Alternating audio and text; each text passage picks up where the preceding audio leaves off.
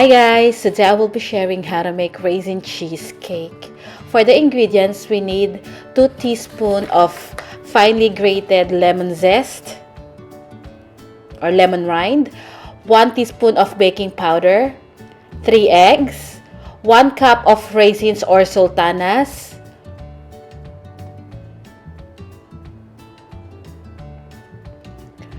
150 grams of cream cheese that is at room temperature, 185 grams of butter that is at room temperature as well, 1 cup plus 1/4 cup of granulated sugar, 1 and 2/3 cup of plain flour. Combine the baking powder and the plain flour, mix and set this aside. Now combine the room temperature butter and cream cheese. And then using an electric beater, we're gonna beat this until they are well combined.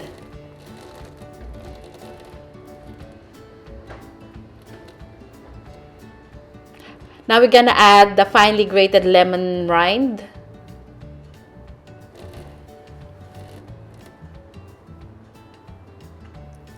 Once it's well combined, we can add the sugar.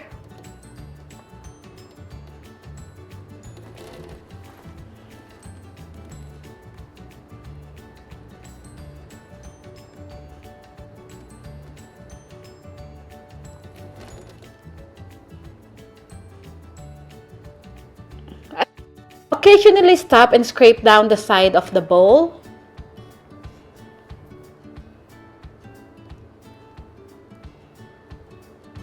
And then continue mixing.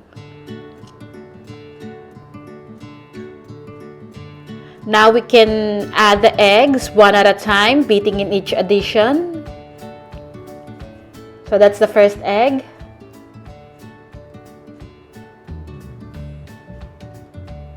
The second egg. And finally, the last egg. It is important that your egg is at room temperature as well.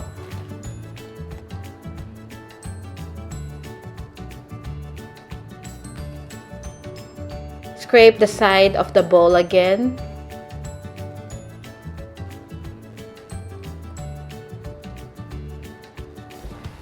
And now we can finally sift in the flour.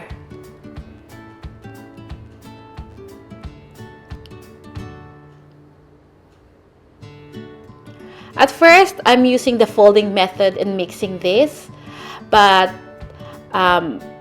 we don't need to mix it well. We're gonna use the electric beater to mix this quickly, just for about 8 seconds, 8 to 10 seconds,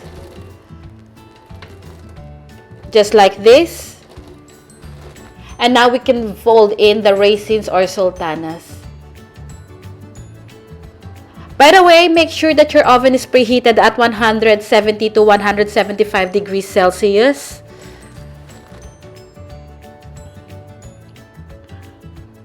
And I have a band pan here, and I have a cooking oil spray. If you don't have the spray, you could use butter, or you could just wipe some oil into the band pan.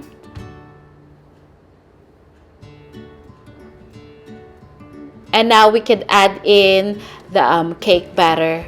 Since this is a thick batter, I'm using 2 spatulas in putting this into the band pan. If you don't have a band pan, you can also use a round cake pan or any cake pan that you have.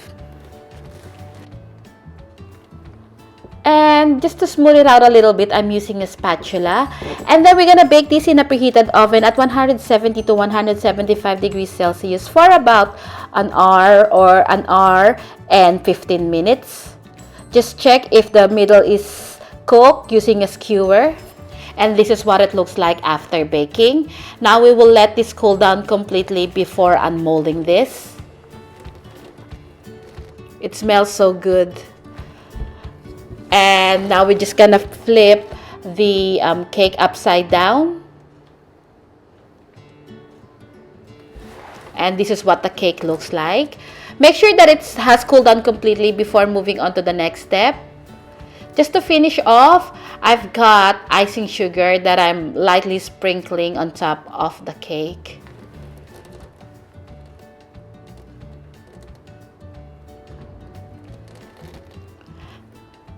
And this is the finished product.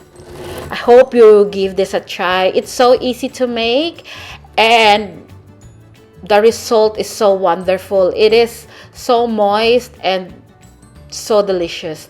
And just to show you what it looks like inside when you cut the cake, I use a wrong knife here. Preferably you should use a serrated knife.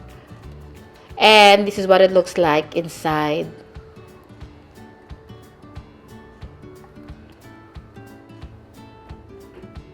Again, thank you so much for watching. And I'll see you again next week. Bye!